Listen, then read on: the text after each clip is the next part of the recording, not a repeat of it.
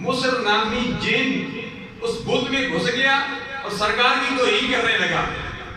سرکار اکرم صلی اللہ علیہ وسلم کو بڑا رنج ہوا، صحابہ کرام کو بڑا رنج ہوا، تو اللہ تبارک و تعالیٰ نے قرآن بھی نازل فرمایا، یریدون ان یطفئوا اللہ بافواہہم واللہ متم نورہ ولو کرہ الکافرون۔ فرمایا میرے پیارے حبیب آپ غم نہ کیجیے۔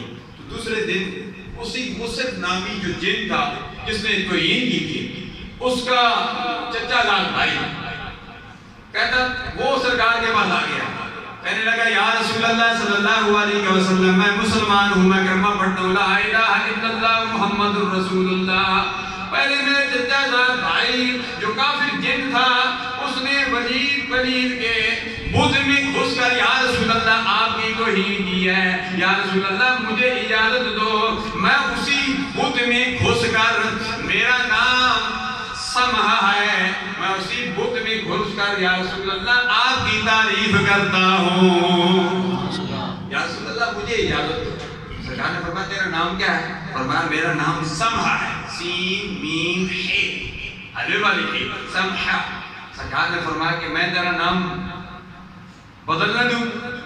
اس نے عرض کی یا رسول اللہ بدل دو۔ فرمایا آج کے بعد تیرا نام عبداللہ ہے۔ فرمایا آج کے بعد تیرا نام عبداللہ ہے، اللہ کا بندہ۔ سرکار نے اس کا نام بدل دیا۔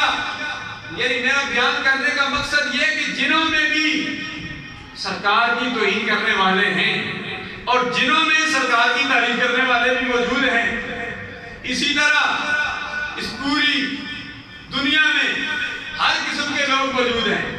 سرکار کی توہین کرنے والے بھی موجود ہیں اور سرکار کی نعتیں پڑھنے والے بھی موجود ہیں۔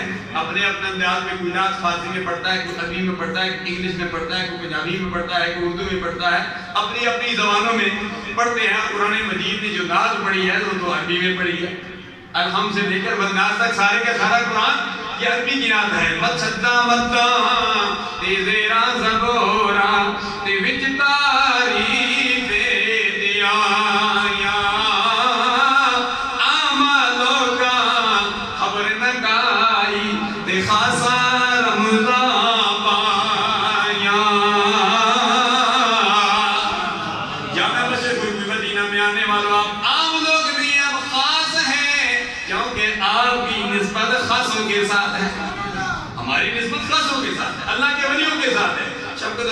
اللہ کے ولیوں کا ذکر کر رہے ہیں، ہماری نسبت اللہ کے ولیوں کے ساتھ ہے الحمدللہ، اور اللہ کے ولیوں کی نسبت سرکار اکرام صلی اللہ علیہ وسلم کے ساتھ ہے۔ ہماری نسبت بھی ہے سرکار کے ساتھ، ہماری نسبت بھی ہے، لیکن ہم اللہ کے نیک بندوں کے توسل سے سرکار تک پہنچنا چاہتے ہیں۔